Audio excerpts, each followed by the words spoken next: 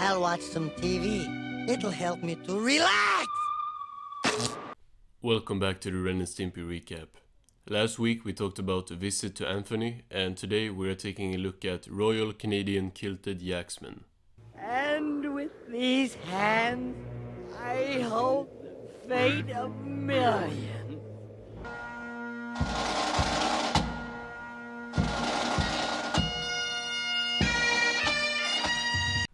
This is a great title card.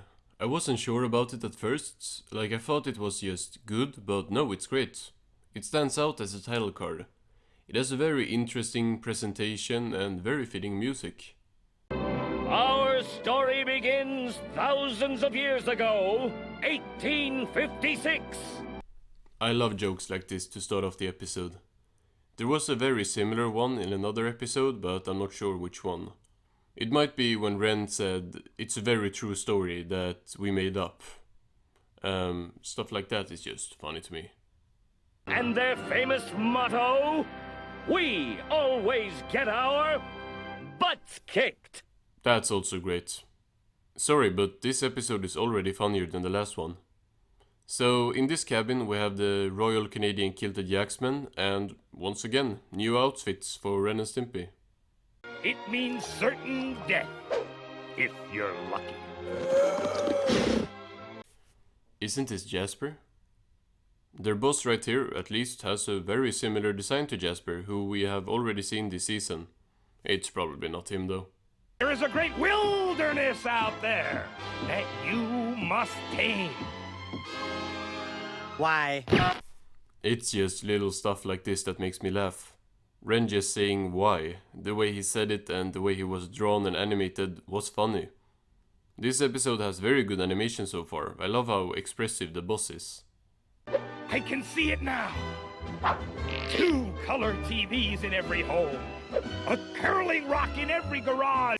So the boss is giving the Royal Canadian Kilted Yaksmen this big speech to pick out who is going to go on this really big mission in the wilderness, which Stimpy is very up for, and by paying $5, the two are chosen. Pity, Ren?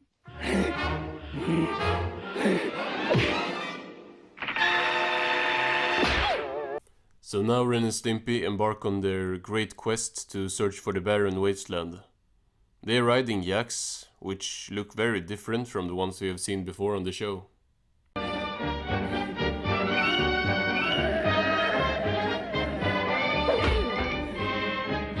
As we see what a tough journey it is, we get this extremely gross close-up, which I think is a reference to Nurse Stimpy. He even has a little name tag. Good detailed shot, I guess, and it's one that is moving as well, but leeches, nah, not for me.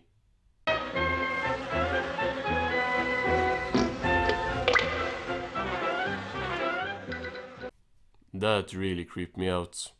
I was gonna say something about the literal shit sounds, but when the spider crawled up, I got scared. I don't like spiders, and this one in particular has a really creepy design.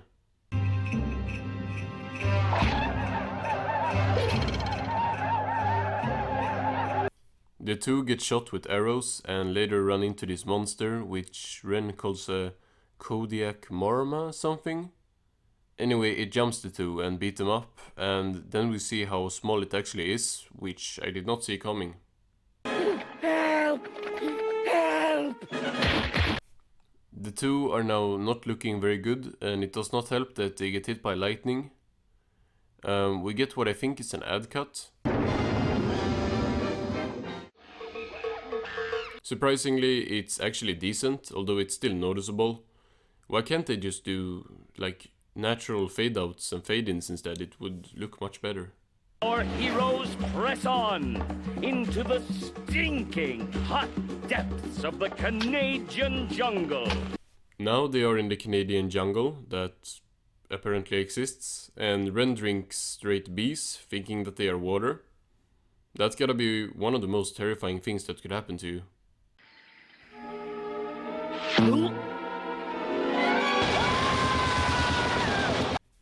Poor Ren. He gave us a great scream paired with a great visual, and I also really like the look of these bees. They kind of look like evil goblins or something. It's a great design. Stop! I can't take it any longer. I tell you, we must turn back. Ren wants to give up and turn back, but Stimpy reminds him of the royal anthem of the Kilted Yaksmen. Always, when we get the song, I get surprised at how not often we get songs. Like, the last real song number was, what, Out West? That was a while ago.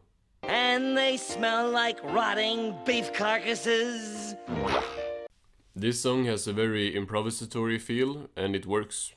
The rhymes are very forced, which makes them funny, as Stimpy's voice acting helps with the hilariousness of the song.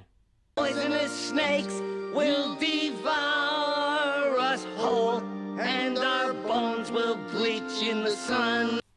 Now the song transforms into a choir-like performance with all the animals, with a karaoke twist, with this little wren head bouncing around the lyrics on screen. It's pretty great. During this we get a Muddy Mudskipper appearance, more mosquitoes, and even the return of the Croco Stimpy.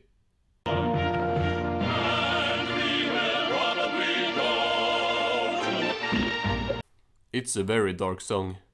With the censor on the line, we will probably go to hell.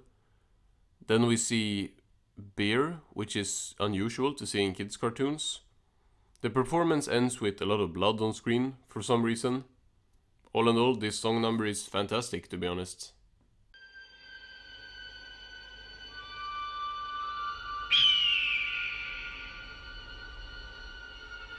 Ain't no way they are still in Canada. I really like the setup of this scene. It's not very original, it feels like almost every portrayal of the hot desert is shot like this, but it's still cool to see. The two are now crawling through this Canada desert with their yaks right behind them.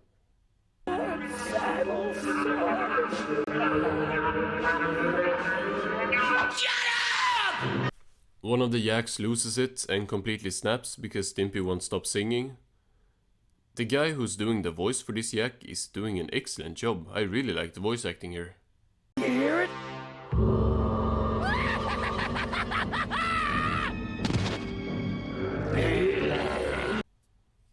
This is some twisted visuals. I remember nothing of this. One of the reasons I was excited to rewatch this episode was because it was the episode I remembered kind of the least about this season, and nothing of the things I remembered was negative, so I'm just getting new good stuff here.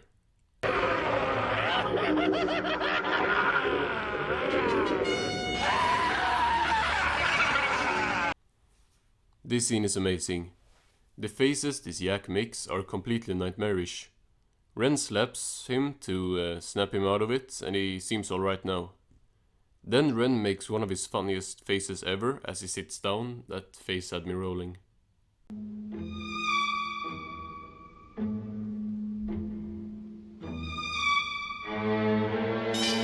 We get this really long scene of Ren thinking, and he eventually comes up with the idea for what to do. Since Canada's greatest natural resource is dirt, and dirt is what's all around them, they are gonna eat dirt. Genius plan.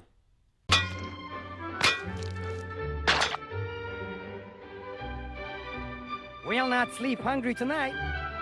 That's also a good joke. So Ren is using this food to find dirt, food. Stimpy then eats dirt, but according to Ren, it's poison dirt and not the right dirt. I love the insanity here.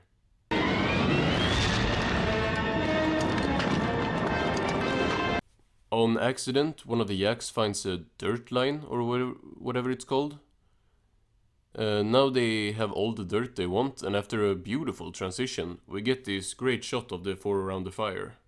Fried dirt cakes and dirt on the cob. Huh? Huh? Oh boy, here we go. All right. Stimpy has cooked up the dirt, and Ren takes the lead with saying grace for the dirt. This reminds me of SpongeBob for some reason, like just the eating dirt part. I think it's what's that episode called? Oh, my SpongeBob knowledge, I'm revealing that it's not as good as it should be. The one that where they, it's from season 5, where they get stuck in like a cavern, and Patrick and SpongeBob eat dirt and then try to eat each other. Y'all probably know what episode I mean. To Save a Squirrel, it's what it's called. I just came up with it.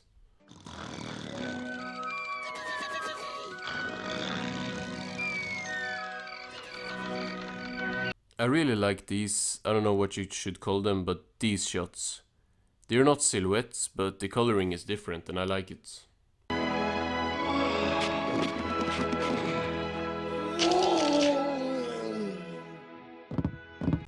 They are now full of dirt.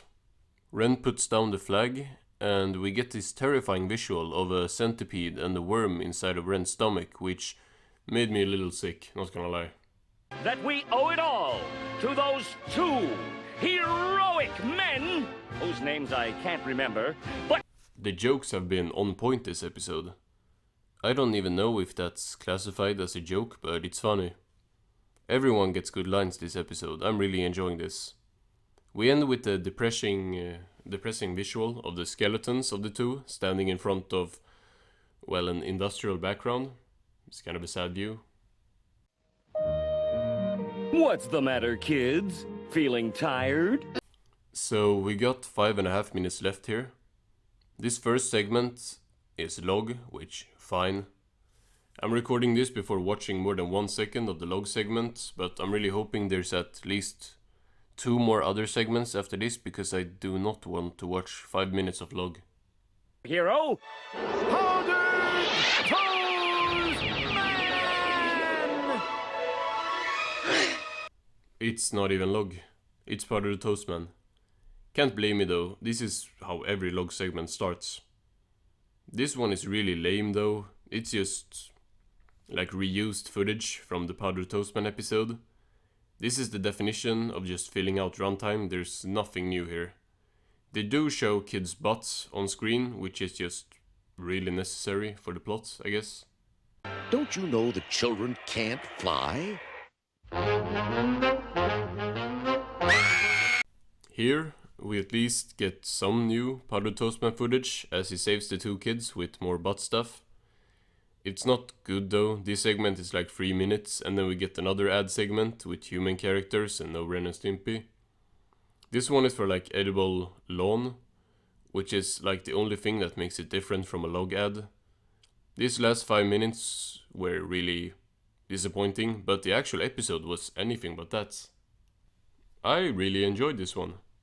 It's always a bit iffy going into episodes I don't remember much from, because often there's a reason I forgot about it, like with Son of Stimpy, but here there was a lot of great stuff that I got to re-experience. Pretty much the whole episode was just this journey through the wilderness, which kind of delivered everything I wished we had seen with the great outdoors. We had different locations and different setups for like different scenes, so nothing felt like it dragged too much. Although this one definitely could have been cut down, as well, especially with the 5 minutes of ads at the end. But I really liked the story, and this was a surprisingly funny episode as well. Ren and Stimpy got their hilarious moments, but the announcer was also hilarious. And I gotta give a shout out to the 2 yaks, because they went from just 2 animals that Ren and Stimpy rode on to funny characters during this episode's run. That's some character development. Now let's run through some fun facts, since this is the 3rd special in a row now. This is the last episode of the main show to feature animation services from John K. Studio Spamco, which is gonna be really interesting when we kick off season 3 next week, since I wanna see how noticeable the difference is.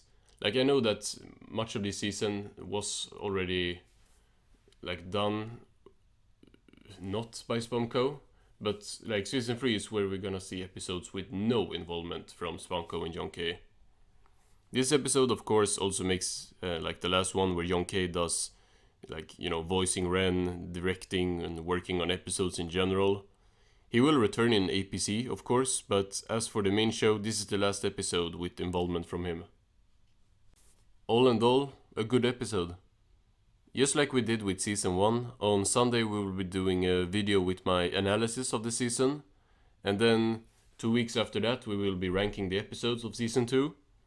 But next week we're also gonna be kicking off season 3 with oh, I forgot what the episode is called. Is it To Salve or Not Salve? I didn't even look it up. It's either that or A Yard Too Far, but I think To Salve or Not Salve is the first one.